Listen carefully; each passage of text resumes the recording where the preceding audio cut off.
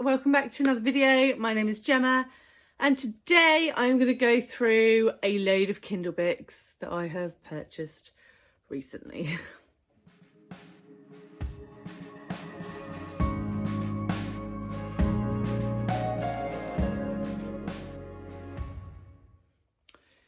Okay, so if you've followed my channel for any amount of time, you'll know that I buy quite a lot of books on Kindle. This is predominantly because space is a luxury. So if I can fit them all onto here, I don't need a bookshelf. Though I do have bookshelves as well, obviously, because I don't know. Anyway. The point is I'm going to run through a load of the ones that I have bought recently, tell you a little bit about them. I'm very excited for all of them. When I will get to them, I don't know.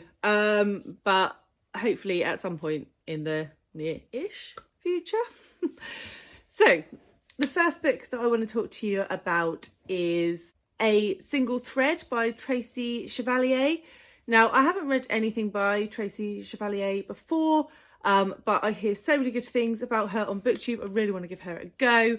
And this one is about a woman who is sort of struggling to find her place in life, in society after World War I, when obviously many men didn't return home. And she goes and tries to find a new life for herself in a city. I think, is it Winchester or something like that? And she gets a job as an embroidering like prayer cushions. And it goes from there. And I think it spans that period sort of between World War I and World War II. So you've got the aftermath of World War I that the character is dealing with. And then the impending, Rudy's come to say hello. And then the impending war of the Second World War. So it sounds really interesting, really keen to give her a go, and yeah, I bought that one. The next book I purchased was The Japanese Lover by Isabel Allende. Isabel Allende is another author I'm very keen to get to. I do have another book of hers on my shelf, which is The Daughters of Fortune, and I saw Nikki at Red Dot Reads, read this recently and really enjoyed it.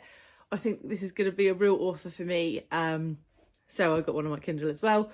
The Japanese Lover is a book about, I think it's about a Polish girl who moves to the States as World War II is kicking off. So before Poland is occupied, her parents send her away for her safety.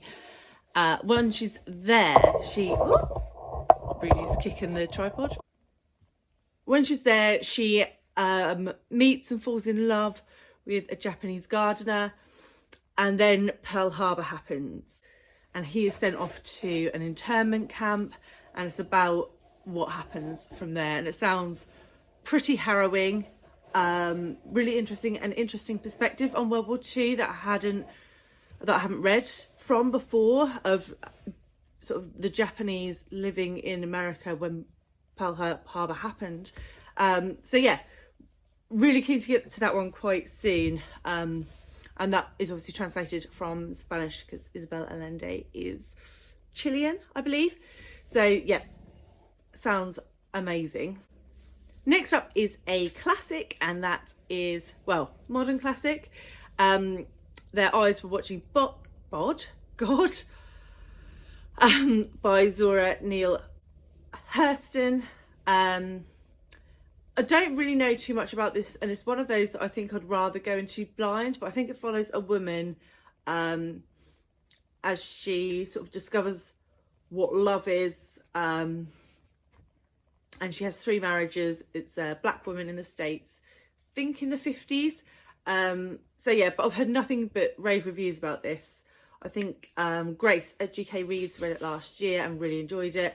Simon Savage, I think, read it as well. So yeah, really keen to get to that one. Next is a book that doesn't often make appearances in my content, and that is a children's book, Frostheart by Jamie Littler. So I would really like to read more middle grade than I do,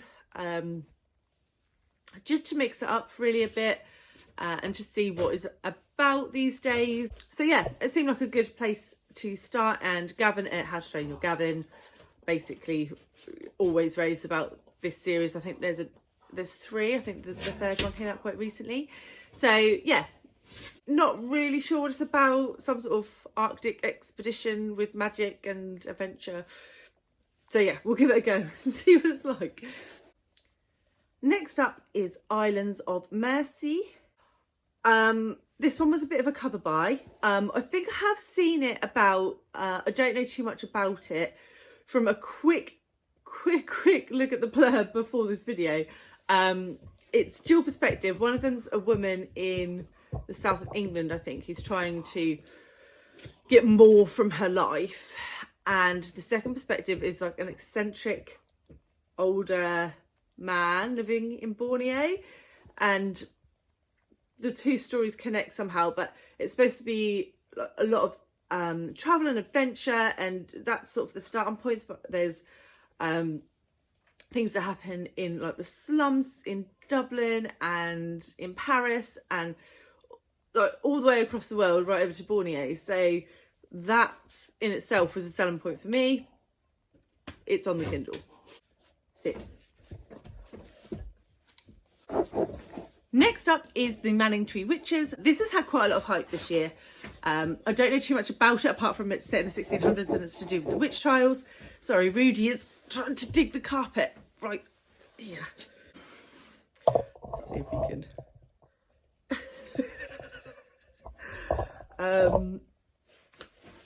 So where was I? Yeah, witch trials, 1800s. And I don't need to know any more than that. That hooked me in. Also, Manningtree is literally like half an hour away from where I live. So I'm sure the majority of people have not heard of Manningtree because it's just like a little seaside town on the coast of Suffolk. But yeah, it's just over there a little way. The next book I purchased was Night by Elie Wiesel. And this, I believe, is non-fiction. It's a memoir of Elie's experience being captured by the Nazis and taken to Auschwitz. And it's about his experience within the concentration camp and what happens to his family. It's supposed to be pretty harrowing. It's one that I've been meaning to get to for a while. I think it's a trilogy or a quartet. I saw Shelley over at Shelley Swearingen talking about this quite recently, saying it was like one of the most influential reads that she's read. So I really do want to get to this one quite soon. Like I say, it's been on my hit list for a while. So when it came up in the Kindle deals a little while ago, I scooped that up. Next up is one that has had a lot of hype, and that is Anxious People by Fredrick Backman. I read Beartown by Fredrick Backman a few years ago, and I know it's a BookTube darling and everyone loved it, but it was just a bit meh for me. It was fine, but it didn't set my world on fire like it did to other people. So bit trepidatious about going into this one, but a lot of people have said a lot of good things. The premise sounds quite different to Beartown, so I thought I'd give it a go. In a nutshell, I think it's about 8 strangers who get into a hostage situation when a robbery goes wrong, a bank robbery goes wrong, or something like that. And it's sort of their different perspectives. It sounds like an interesting premise, but I think it's supposed to be quite comical. So we'll see, we'll give it a go. Next, I picked up Fractured by Karin Slaughter. This is the second in the World Trent series. I do have the first one that my friend Tammy lent me on my shelf. So when I saw that this came up as a deal, I thought, oh, I'll get that one. And then if I like it, I can continue.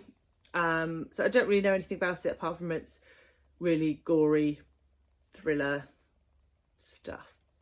and I don't really like to show any more about my thrillers before I go in. So yeah, we'll give it a go. Next up, I got That Night by Gillian McAllister. This is a little bit outside my wheelhouse as well. I'm finding like thrillers and psychological thrillers really aren't hitting the right notes with me lately. I think they're fine, but they're just a bit like meh. So I don't really know why I got this one, but I thought it sounded interesting and I'll give it a go. Broadly, I think it's about a sister who kills someone and then her siblings help her cover it up. I don't know. So yeah, we'll see. We'll see. I haven't got the highest of hopes, so that one might stay on my Kindle for a while. Like I say, I'm not quite sure why I bought that one, because it was 99p, I expect, but we'll see. We'll see. The next one I picked up was The End of Where We Began by Rosalind Russell. Yeah, Rosalind Russell. And this one I am really keen to get to quite soon. This follows multiple perspectives of people fleeing, citizens fleeing Sudan as the civil war breaks, and their individual refugee stories. And that just sounds really interesting to me. I know absolutely zero about the war in Sudan, apart from that there is one. So I think it will be really eye-opening, really enlightening. And I read The Beekeeper of Aleppo last year, which is about an Afghanistan refugee. Was it Afghanistan? I think it was. Yeah, and I absolutely love that book. Gave it 5 stars. And it was really eye-opening, the things that people go through.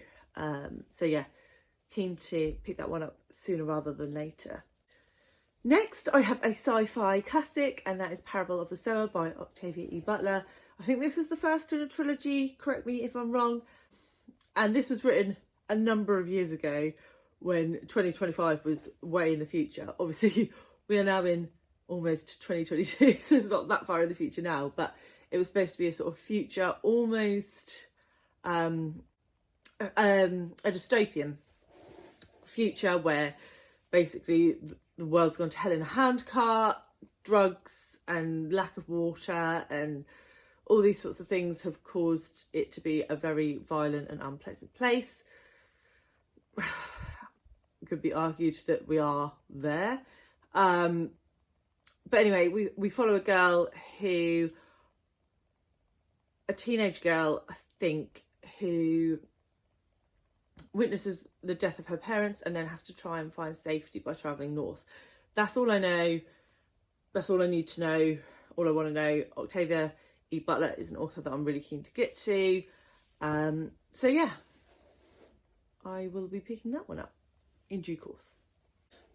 Next, I picked up one of my dad's favourite books, and that is Foundation by Isaac Asimov. My dad has read these several times. His copies have literally fallen apart. So I've picked the first one up on my Kindle to give it a go. Some people have said this is a bit dry, but as I said, my dad's read it several times, so I'm keen to give it a go just to compare notes, really. I think this is about I think there's a lead character who sort of pulls in like the greatest minds in the galaxy to a place called the Foundation, and then something goes tits up basically, and there's some corruption that happens and it all goes horribly wrong. So yeah, this is, I think originally it was a trilogy and then it was extended and there were some more books added on. But yeah, keen to give it a go, and it's quite short as well. So yeah, we'll see what happens with that one. Next, I picked up The Night Watchman by Louise Erdrich.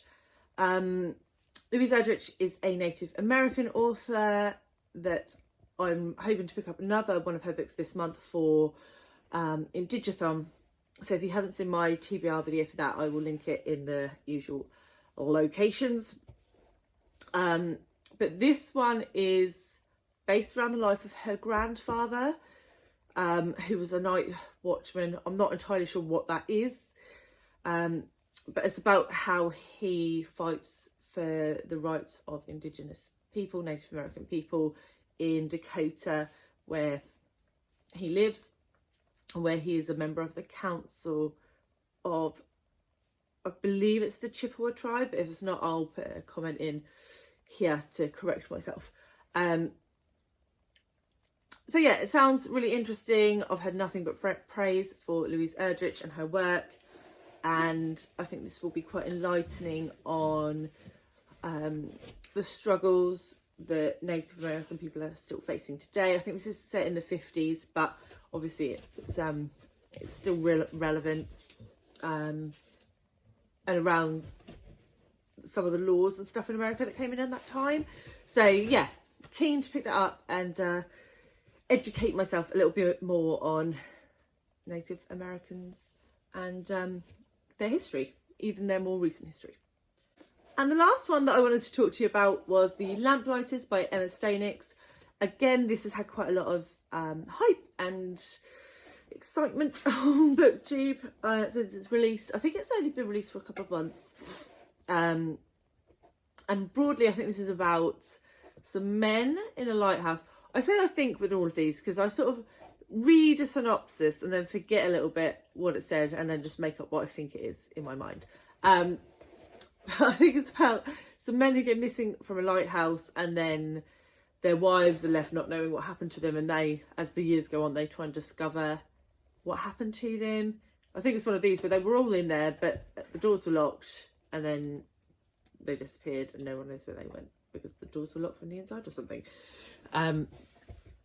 Yeah, so it's had lots of hype, has a pretty cover, and I bought into the peer pressure.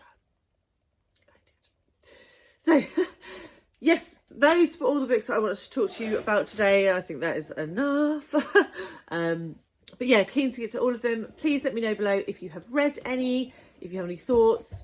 I always love to hear them. And yeah, thank you much, and I will see you next time.